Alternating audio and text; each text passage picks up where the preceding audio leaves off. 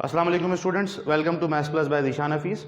Class first year है हमारी और टॉपिक चल रहा है हमारा एक्सरसाइज 12.4। हमने प्रीवियस लेक्चर के अंदर जो कि कल हमने डिस्कस किया था उसमें कुछ बेसिक्स पढ़ी थी। हमारे पास कुछ फॉर्मूलाज थे जिसमें शामिल थे साइन इनवर्स ए प्लस साइन इनवर्स बी।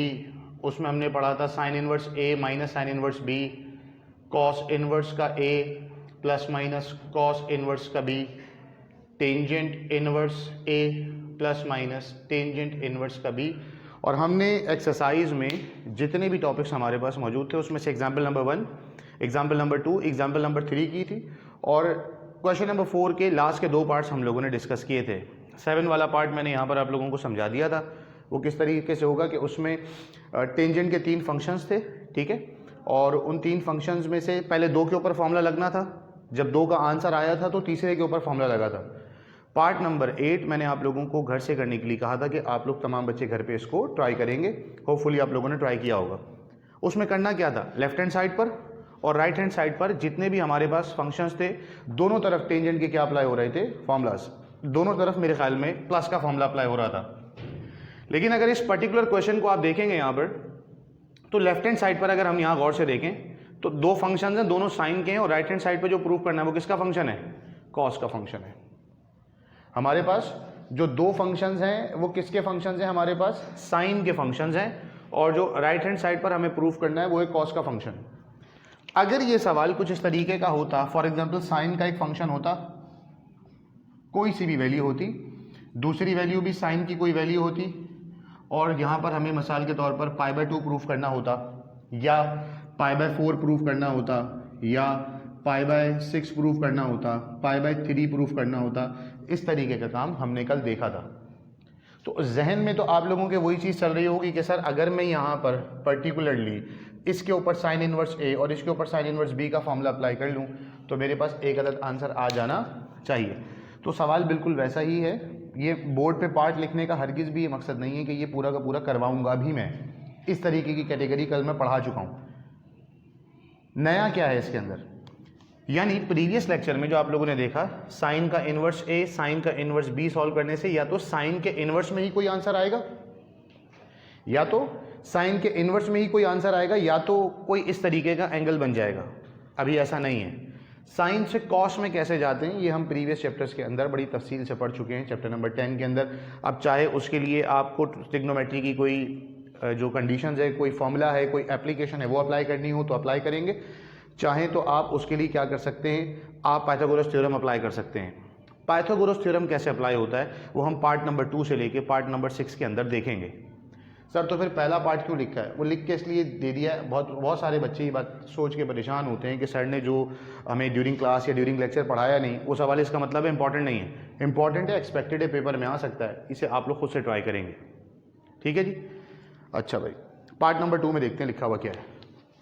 कह रहे हैं आप लोगों से कि कॉस इनवर्स 2/√5, इसको खुद से ट्राई करना है आप लोगों ने। नहीं होगा तो मुझे कमेंट सेक्शन में बताएंगे, किसी और वीडियो के अंदर इसको जोड़कर हम शामिल कर लेंगे।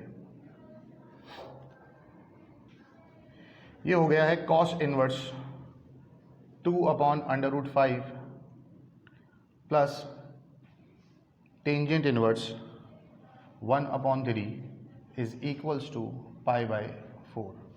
प्रॉब्लम होती है आप स्टूडेंट्स को इस तरह के सवालों में।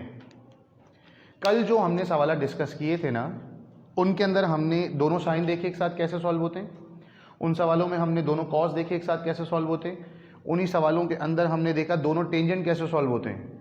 वैसा ही एक सवाल यहाँ पे लिखा हुआ है दोनों साइन का, बट पर्टिकुलरली अगर इस सवाल को देखें तो बेटा एक फंक्शन कॉस का है, दूसरा फंक्शन किसका है, टेंजेंट का।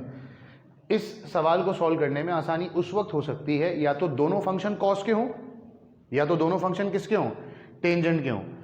कॉस थीटा को टेंजेंट थीटा में कन्वर्ट करने का डायरेक्टली कोई रिलेशन नहीं होता।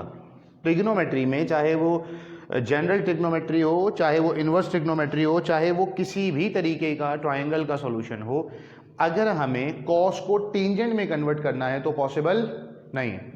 तो कोई तो रास्ता होना चाहिए कि हम इसको क्या करें, टेंजेंट में ले जाएं, या कोई रास्ता ऐसा होना चाहिए कि हम टेंजेंट के बजाय इसको किस में कन्वर्ट कर दें, कॉस में। ये मुकम्मल आप लोगों की चॉइस है, कॉस को टेंजेंट बनाएं या टेंजेंट वाले फंक्शन को क्या बना दें, कॉस। मिसाल के तौर पर अगर यहाँ पर भी कॉस और यहाँ पर भी कॉस होगा तो हम ये वाली सिचुएशन अप्लाई कर सकते हैं। ये हो जाएगा कॉस इनवर्स ए प्लस कॉस इनवर्स बी। अगर आप दोनों को टेंजेंट बनाते हैं तो यहाँ बन जाएगा टेंजेंट इनवर्स ए प्लस टेंजेंट इनवर्स बी। तो अगर हम कॉस का फॉर्मूला देखते हैं या टेंजेंट का फॉर्मूला देखते हैं तो ज़्यादा आसान और छोटा फॉर्मूला टेंजेंट का है। अंडर रूट भी सॉल्व नहीं करने पड़ते, दो मरतबा रूट नहीं बनाना पड़ता, आसानी से सॉल्व हो जाता है। तो ऐसा करते हैं, इस कॉस को लेते हैं, लेट ये जो कॉस इनवर्स पूरा का पूरा फंक्शन है, ये जो हमारे पास पूरा का पूरा फंक्शन है कॉस इनवर्स अंडर रूट 2/5, इसको सपोज कर लेते हैं हम ए के बराबर। किसके बराबर सपोज कर लेते हैं हम बेटा, ए के बराबर। ये जो कॉस की पावर -1 है, अगर मैं इस -1 को उठाकर यहाँ पर ले जाऊँ तो ये बन जाएगा cos A is equals to 2/√5। बिल्कुल वैसा ही कि अगर कहीं पर लिखा हुआ हो tangent theta is equals to 1 और मुझे यहाँ से थीटा की वैल्यू फाइंड करनी हो तो ये हो जाएगा हमारे पास टेंजेंट इनवर्स 1। कोई भी फंक्शन एक जगह से दूसरी जगह जाता है तो फंक्शन का पूरा स्टेट चेंज हो जाता है। फंक्शन का पूरा क्या हो जाता है बेटा, स्टेट चेंज। आप कैलकुलेटर में शिफ्ट का बटन दबाएंगे, टेंजेंट का बटन प्रेस करेंगे और 1 लिखेंगे, इज इक्वल टू करेंगे ना, कैलकुलेटर में लिखा हुआ आ जाएगा 45 डिग्री। 45 डिग्री को कन्वर्ट कैसे करते हैं हम चैप्टर नंबर 10 के अंदर सीख चुके। इसे पाई बाय 180 से मल्टीप्लाई करेंगे तो हमारे पास एंगल आ जाएगा पाई बाय 4। ऐसा ही तो कुछ प्रूफ करना है हमें कि पाई अपॉन 4 अगर हमारे पास आंसर आ जाए। इसका मतलब ये हुआ कि इस पूरे के पूरे सवाल को सॉल्व करने पर अगर मेरे पास टेंजेंट इनवर्स 1 बन जाएगा ना तो मेरे पास पाई बाय 4 आ जाएगा। बट कॉस को टेंजेंट में ले जाने के लिए हमने चैप्टर नंबर 11 में एक कंडीशन डिस्कस की थी कि जो कॉस थीटा होता है वो बराबर होता है, मैंने पढ़ाया था ना, curly brown hairs tail painted brush करके जो आप क्लास मैट्रिक्स से रट्टा लगा कर आए थे, तो कॉस बराबर होता है बेस अपॉन हाइपोटेनियस के। तो हम लिख रहे हैं बेस अपॉन हाइपोटेनियस। इसका मतलब ये जो टर्म है ये बेस हुई, जो ऊपर वैल्यू होती है कॉस के सामने वो बेस होती है, जो नीचे वैल्यू होती है बेटा वो क्या होती है, हाइपोटेनियस। इसका मतलब बेस की वैल्यू है 2, हाइपोटेनियस की वैल्यू है √5। तो हम लिख सकते हैं कि मेरे पास जो बेस आया है वो 2 है, जो हाइपोटेनियस है वो है √5। क्या चीज़ नहीं है यहाँ पर, परपेंडिकुलर। किसी तरीके से अगर ये परपेंडिकुलर निकल आया तो हमारा सारा का सारा काम क्या हो जाएगा, आसान। यहाँ ध्यान दें सारे के सारे, देखो भाई जो टेंजेंट थीटा होता है अगर मैं उसकी बात करता हूँ तो टेंजेंट थीटा बराबर होता है परपेंडिकुलर अपॉन बेस। इसमें मेरे पास परपेंडिकुलर की वैल्यू मौजूद नहीं है। इसका मतलब ये हुआ टेंजेंट बनाने के लिए पहले परपेंडिकुलर निकालेंगे और परपेंडिकुलर में जाने के लिए हम एक थ्योरम पढ़कर आए जिसको कहते हैं हम पाइथागोरस थ्योरम। वही लिख रहे हैं हम यहाँ पर, यूजिंग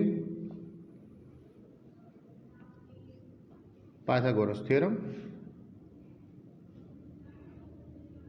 वो थ्योरम है क्या, मैंने याद दिलाने के लिए आप लोगों को बताया था कि पाइथागोरस थ्योरम क्योंकि परपेंडिकुलर को डिस्कस करता है। हमारी कराची में एक बहुत ऊंची इमारत है हबीब बैंक प्लाजा, तो मैंने आपको बताया था इसको याद करने के लिए हम कर सकते हैं हबीब बैंक का प्लाजा, तीनों के ऊपर क्या लगा देते हैं हम, स्क्वायर। तो पाइथागोरस थ्योरम होता है h का square is equals to base का स्क्वायर प्लस परपेंडिकुलर का स्क्वायर। यहाँ तक बात क्लियर है। अब देखें हाइपोटेनियस की जगह पर क्या लिखेंगे हम, √5 का square is equals to, base की जगह पर क्या लिखेंगे हम, 2 का स्क्वायर, परपेंडिकुलर की वैल्यू नहीं पता इसका मतलब p का स्क्वायर। फर्दर अगर हम इसको डिस्कस कर लें तो 2 एलिमेंट्स हमें पता है, p हमें नहीं पता, बड़ी आसानी से हम यहाँ से p की वैल्यू फाइंड आउट कर लेंगे। देखें भाई ये √5 के ऊपर जो स्क्वायर है ये कैंसिल होकर क्या बचेगा, ये बचेगा 5। ये जो 2 का स्क्वायर है ये कितना हो जाएगा 4, और यहाँ से हमारे पास आ जाएगा p का स्क्वायर। ये प्लस का 4 अगर हम उस तरफ लेकर चले जाएं तो ये हो जाएगा 5 - 4 is equals to p square, यानी p स्क्वायर की वैल्यू कितनी आ गई 1। ठीक है भाई, ये जो p स्क्वायर की वैल्यू आ गई 1, इसका करेंगे क्या हम, जवाब दे सकते हैं, इतनी भी खामोशी अच्छी नहीं होती, अच्छे सवालों का अच्छा जवाब। दोनों तरफ क्या ले लेंगे, अंडर रूट, तो ये हो जाएगा p square is equals to √1। Under root का रूल, क्योंकि आप ये जानते हैं कि जब भी कभी हम under root on both side करते हैं तो दो सिंबल लगाते हैं, एक प्लस का और दूसरा माइनस का। यहाँ पर नहीं लगाया, उसकी वजह ये है कि जब भी कभी हम ट्रिग्नोमेट्री सॉल्व करते हैं और सारे के सारे फंक्शन हमारे पास पॉजिटिव है तो हम नेगेटिव रीजन को कंसीडर नहीं कर सकते। ठीक है, नेगेटिव रीजन को कंसीडर नहीं किया जा सकता। इसका मतलब ये हुआ जो मेरे पास परपेंडिकुलर की वैल्यू है वो कितनी आ गई है, 1 आ गई है। तो अगर मैं लिखना चाहूँ यहाँ पर टेंजेंट ए बराबर होगा परपेंडिकुलर अपॉन बेस के, किसके बराबर होगा, परपेंडिकुलर अपॉन बेस के, तो ये बन क्या जाएगा, ये बन जाएगा मेरे पास tangent a is equals to, perpendicular की जगह पे मैं लिखूंगा 1, बेस की जगह पर क्या लिख लेंगे हम 2। तो मेरे पास इस पूरे के पूरे फंक्शन को जो कि कॉस इनवर्स का फंक्शन था, किसका फंक्शन था बेटा, कॉस इनवर्स का फंक्शन था, इसकी जगह पर मेरे पास आ गया टेंजेंट ए बराबर है 1/2 के। इस टेंजेंट को जब मैं वहाँ लेकर चला जाऊँगा तो ये बराबर हो जाएगा a is equals to tangent inverse 1/2, और आप सबके सामने लिखा हुआ है ए किसके बराबर है, कॉस इनवर्स 2/√5 के। ए की जगह पर लिख दूंगा cos inverse 2/√5 is equals to tangent inverse 1/2। अब किसी के जहन में ये सवाल हो सकता है कि सर क्या ये जवाब आ गया, नहीं, जवाब से पहले का सारा काम कर लिया। सर हम इतनी सारी मेहनत कर ही क्यों रहे, उसकी वजह ये बेटा पूरी दुनिया में, सिर्फ कराची पाकिस्तान में नहीं, पूरी की पूरी दुनिया में ऐसा कोई फॉर्मूला नहीं है जहाँ पर साइन इनवर्स ए और टेंजेंट इनवर्स एक साथ सॉल्व होता हो, जहाँ पर कॉस इनवर्स ए टेंजेंट इनवर्स बी करके सॉल्व होता हो। रिलेशनशिप हमेशा साइन साइन में, कॉस कॉस में, टेंजेंट टेंजेंट, कॉट कॉट में बनते हैं। जब भी कभी ऐसा होता है कि दो अलग अलग फंक्शंस हैं तो हमें ये सारी की सारी मेहनत करनी पड़ेगी ताकि हम क्या कर सकें, दोनों में से किसी एक फंक्शन को ख़त्म करके दूसरे की फॉर्म में ले जाएं। ठीक है, तो हमने क्या किया, शुरू से दोबारा देखते हैं। जो भी हमारे पास कॉस का फंक्शन था, सबसे पहले मैंने इस पूरे को ए कहा। इस पूरे को ए कहने के बाद मैंने क्या किया, ये कॉस इनवर्स में जो कॉस इनवर्स था इसे लेफ्ट हैंड साइड पर लेकर गया तो पॉजिटिव हो गया। मेरे पास कॉस ए की वैल्यू आ गई है 2/√5। फिर हम ये जानते हैं, पढ़ चुके हैं कि जब कभी हम ट्रायंगल की बात करते हैं तो कॉस थीटा बराबर होता है बेस अपॉन हाइपोटेनियस के। इसका मतलब कॉस के सामने जो ऊपर वैल्यू लिखी हुई है वो बेस है, जो नीचे वैल्यू लिखी हुई है वो क्या है, हाइपोटेनियस। तो बेस की वैल्यू आ गई 2, हाइपोटेनियस की वैल्यू आ गई √5। एक तीसरा एलिमेंट रह गया जिसको हम क्या कहते हैं, परपेंडिकुलर। ठीक है, तीसरा एलिमेंट हमारे पास बाकी रह गया था। हमने पाइथागोरस थ्योरम अप्लाई किया, उसकी मदद से हमने तीसरे एलिमेंट की वैल्यू निकाल ली जो कि आपके सामने मौजूद है। सर इसके अलावा कोई और मेथड नहीं है, मेरे इल्म में इसके अलावा कोई दूसरा मेथड नहीं है। हमने क्या कहा, टेंजेंट थीटा बराबर होता है परपेंडिकुलर अपॉन बेस के। तो परपेंडिकुलर की जगह पर इस पूरे के पूरे काम से मेरा बच्चा जो वैल्यू फाइंड की थी वो आई थी 1, ये लिखी हमने 1। बेस यहाँ पर जो मौजूद था वही बेस लिखा हमने 2। हुआ क्या, ये करने से अगर मैं कहूँ कि ये जो स्टेटमेंट थी सवाल के अंदर मौजूद, इसका नाम है इक्वेशन नंबर 1। तो अब मेरी इक्वेशन नंबर 1 क्या हो जाएगी वो ज़रा देखते हैं। इसका मतलब ये हुआ, मैं ऐसा लिख सकता हूं कि equation number 1 becomes, equation number 1 क्या हो जाएगी, देखें सबसे पहले लिखा हुआ है कॉस इनवर्स 2/√5। ये कॉस इनवर्स 2/√5 किसके बराबर आ गया है, टेंजेंट इनवर्स 1/2 के। तो इसकी जगह पे मैं लिखूंगा टेंजेंट इनवर्स 1/2, फिर ये वाला प्लस, प्लस के बाद है टेंजेंट इनवर्स 1/3। कोई भी एक स्टूडेंट कैलकुलेटर ले लें तो ज़रा आसानी हो जाएगी। आप सब भी कैलकुलेटर निकाल लीजिए ताकि आप लोगों को भी आसानी हो जाए जो कि इस वक्त वीडियो के ज़रिए क्लास में मौजूद हैं। इज इक्वल टू के बाद मुझे चाहिए π/4, मैंने लिखा ये π/4। ठीक है भी, देखो ज़रा फॉर्मूला क्या होता है हमारे पास, टेंजेंट इनवर्स ए प्लस टेंजेंट इनवर्स बी का फॉर्मूला होता है tangent inverse A plus B upon 1 minus A B. सारी की सारी वैल्यूज़ को उठाकर हम यहाँ पर क्या करते हैं, पुट कर देते हैं।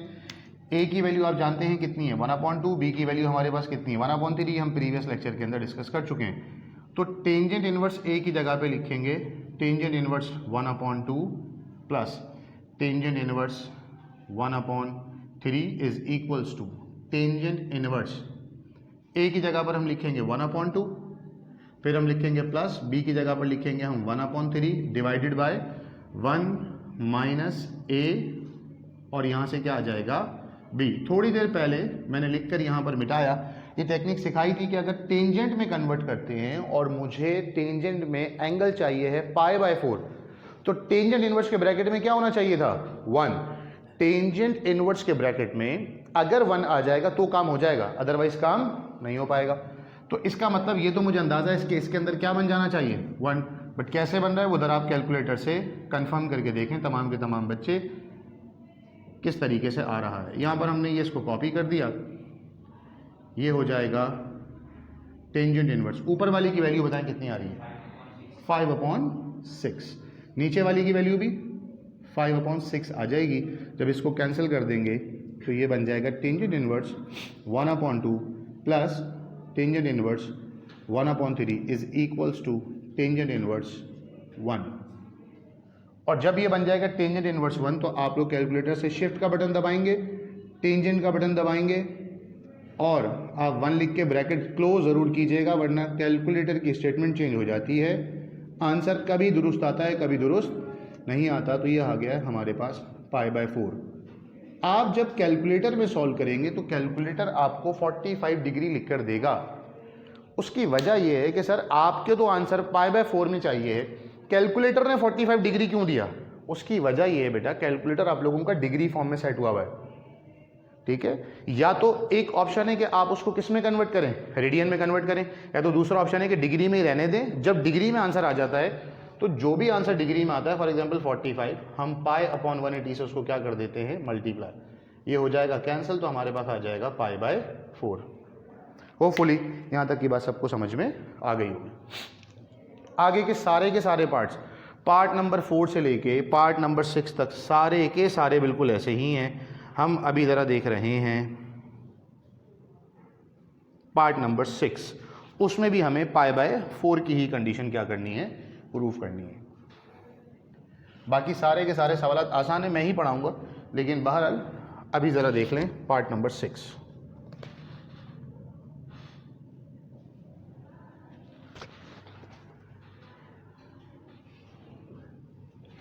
लिखा हुआ है आपके पास sec inverse √5/2 plus cot inverse 3 is equals to π/4। गौर से देखेंगे ना, ये दोनों सवाल एक ही हैं। मैंने कॉस का रिवर्स क्या होता है सेक, तो यहां पर देखो कॉस की वैल्यू क्या थी हमारे पास, कॉस की वैल्यू थी 2/√5, ठीक है। कॉस की वैल्यू क्या थी हमारे पास 2/√5, इसका रिवर्स होता है सेक, उसकी वैल्यू है √5/2, ठीक है। जब हम टेंजेंट की बात करते हैं, टेंजेंट इनवर्स की वैल्यू है 1/3, उसका रिवर्स होता है कॉट, कॉट की वैल्यू क्या हो गई 3। इसका मतलब पूरा का पूरा सवाल हमारे पास बिल्कुल वैसा ही है, बस कॉस और टेंजेंट के फंक्शन की जगह पर क्या आ गया मेरा बच्चा, वो आ गया मेरे पास सेक और कॉट। अभी सेक का पाइथागोरस थ्योरम से कोई लेना देना नहीं है, कॉट का पाइथागोरस थ्योरम से कोई लेना देना नहीं है। पाइथागोरस थ्योरम का लेना देना है साइन कॉस टेंजेंट से। ऐसा नहीं है कि इनका कोई ताल्लुक नहीं होता, मुकम्मल तौर पर पाइथागोरस थ्योरम इनको डील करता है, लेकिन हम कोशिश ये करते हैं अपने सवाल को साइन कॉस में कन्वर्ट कर लें। ये लिखने का मकसद क्या है, पूरा का पूरा सवाल बिल्कुल इसी के जैसा है। स्टार्टिंग में आप लोगों को बता रहा हूँ, सबसे पहला काम क्या करेंगे कि अगर सेक इनवर्स दिया हुआ है तो मैंने लिखा let A is equals to sec inverse √5/2। तो सबसे पहले तो मैं इसे कन्वर्ट कर दूंगा कि इसको ऐसे भी लिखा जा सकता है, और A is equals to cos inverse 2/√5, ठीक है जी। इसका मतलब यानी कि एक स्टेप अगर मैं यहाँ कर दूँ, ये जो सेक है इसे वहाँ ले जाऊँ, तो ये क्या बन जाएगा मेरे बच्चों, ये बन जाएगा सेक A इज इक्वल्स टू √5/2। तो बस यहाँ से क्या करते हैं, हम इनवर्स हटा देते हैं। सेक थीटा बराबर होता है 1/cos थीटा के, तो cos A बराबर हो गया इसके रिवर्स के, ये हो गया हमारे पास 5/√5/2, और ये हमारे पास आ गया 2/√5। तो अगर आप गौर से देखेंगे तो ये लिखा हुआ भाई ऐसा, यहाँ से बेस की वैल्यू, परपेंडिकुलर की वैल्यू, हाइपोटेनियस की वैल्यू, बिल्कुल वैसे के वैसे ही फाइंड करेंगे। हम लिखेंगे कॉस का ए जो है वो बराबर होता है किसके, वहीं से देख के लिख लेते हैं, बेस अपॉन हाइपोटेनियस के बराबर होता है। और जब बेस अपॉन हाइपोटेनियस आ जाता है तो हम करते क्या है, देखो भाई, इसका मतलब है कॉस ए बराबर है 2/√5 के, तो हमारे पास बेस की वैल्यू 2 निकल आई है, हाइपोटेनियस की वैल्यू √5 निकल आई है। वही पाइथागोरस थ्योरम अप्लाई करेंगे, परपेंडिकुलर की वैल्यू कितनी आ जाएगी 1, परपेंडिकुलर की वैल्यू कितनी आ जाएगी बेटा 1। अब जब परपेंडिकुलर की वैल्यू 1 आ गई तो अब हम डायरेक्ट कॉट में जाएं या टेंजेंट में जाएं, जहां आपकी मर्जी है वैसे जा सकते हैं। सवाल में कॉट है तो आप इससे कॉट बनाएंगे। जो टेंजेंट थीटा होता है वो बराबर होता है परपेंडिकुलर अपॉन बेस के। सिमिलरली जो कॉट की वैल्यू होती है वो होती है बेस अपॉन परपेंडिकुलर, क्योंकि कॉट और टेंजेंट एक दूसरे का क्या होते हैं बेटा, रिवर्स। तो हम यहां पे लिख लेंगे कॉट का ए बराबर हो जाएगा बेस अपॉन परपेंडिकुलर। स्क्रीन को जरा सेट कर लें ताकि पूरा बोर्ड आप लोगों को दिखाई दे दे। देखें तो टेंजेंट के ए का मतलब हो क्या जाएगा, परपेंडिकुलर की जगह पे लिखेंगे हम 1, बेस की जगह पर हम क्या लिख रहे हैं, बेस की वैल्यू है 2। इसका मतलब जब मैं इसको रिवर्स कर दूंगा, बेस अपॉन परपेंडिकुलर कर दूंगा, तो ये हो जाएगा 2/1 और मेरे पास यहाँ से कॉट ए की वैल्यू निकल आई है 2। तो कॉट जब वहां चला जाएगा तो ए की वैल्यू आ जाएगी बेटा कॉट इनवर्स 2। और ए मेरा है किसके बराबर, ए बराबर है सेक इनवर्स के। तो मैं यहाँ पे लिख रहा हूँ सेक इनवर्स √5/2 बराबर हो गया है कॉट इनवर्स 2 के। दोबारा से पहले सवाल पे चल रहे हैं, मैं एक एक स्टेप दोबारा से बता रहा हूं, पूरी तवज्जो से सुन लीजिए। कॉस के फंक्शन को टेंजेंट में कन्वर्ट करने के लिए पहले मैंने कॉस को कंसीडर किया एक वेरिएबल ए के बराबर, फिर ये वाले कॉस को जब यहां पर लेकर गए हो गया कॉस ए, इसके ऊपर बेस अपॉन हाइपोटेनियस की कंडीशन लगाई, पाइथागोरस थ्योरम अप्लाई करके परपेंडिकुलर, बेस और हाइपोटेनियस तीनों की तीनों चीजें हमने क्या कर ली बेटा, फाइंड आउट कर ली। ठीक है, उसके बाद हमने क्या किया, क्योंकि मुझे मेरे पास जो दूसरा फंक्शन है वो टेंजेंट की फॉर्म में चाहिए था, तो मैं इसको भी टेंजेंट में कन्वर्ट करना चाहता था। मैंने लिखा इन सारी वैल्यूज की मदद से टेंजेंट ए जो है वो बराबर है परपेंडिकुलर अपॉन बेस के। सही है जी, परपेंडिकुलर की वैल्यू 1 निकल आई थी, बेस की वैल्यू कितनी थी हमारे पास 2, तो ये हो गया 1/2। टेंजेंट यहाँ पर ए के साथ था, एक साइड से दूसरी साइड पर जाता है तो फंक्शन इनवर्स हो जाता है, वहां पर जाकर हो गया टेंजेंट इनवर्स 1/2। तो एक फंक्शन आया मेरे पास टेंजेंट इनवर्स 1/2, एक फंक्शन था टेंजेंट इनवर्स 1/3। हमने दोनों के दोनों रिलेशंस को क्या किया, इंप्लीमेंट करवा लिया। अब जज्बाती होकर बच्चे वही काम करते हैं जो यहां पर मैंने किया है, लेकिन इससे हमारा रिजल्ट क्या निकलेगा, आंसर नहीं आएगा। उसकी वजह यह कि आपकी जो किताब है ना, किताब में 3 ही फॉर्मूलाज हैं, साइन के, कॉस के और टेंजेंट के। सबसे पहला काम जो स्टूडेंट करते हैं जज्बाती होकर, वो करते क्या है, यहां देखो, सबसे पहले कॉस आ गया, कॉस के बाद टेंजेंट में कन्वर्ट किया, सिमिलरली करेंगे और उठाकर यहां पर आ जाएंगे। उसके बाद सोच रहे होंगे बैठ के, अरे भाई अगर मैं इसको कॉट इनवर्स 2 और कॉट इनवर्स 3 बना भी दूं तो कॉट इनवर्स ए प्लस कॉट इनवर्स बी का कोई फॉर्मूला नहीं है। इसका मतलब ये हुआ कि कोई भी बच्चा ये वाला काम सिमिलरली, सर फिर आपने बोर्ड पे क्यों किया, उसकी वजह ये प्रीवियस ईयर में किताबें चेक, कॉपीज चेक कर करके बोर्ड की अंदाजा हो गया बच्चे करते क्या है, सिमिलरली के बाद ये काम और ये काम करने के बाद आगे लाइन ड्रॉ करते हैं और उनसे सवाल मुकम्मल नहीं हो रहा होता, बिल्कुल दुरुस्त आए होते हैं, यहां से लेके यहां तक का काम बिल्कुल पक्का बेहतरीन किया होता है, गड़बड़ कहां होती है उनसे, सिलेक्शन करने में। कॉट इनवर्स ए कॉट इनवर्स बी बना दिया, अभी उसका फॉर्मूला कहां से लाओगे। ऐसा नहीं है कि बेटा कॉट इनवर्स ए और कॉट इनवर्स बी का फॉर्मूला होता नहीं है, आपकी बुक में नहीं है।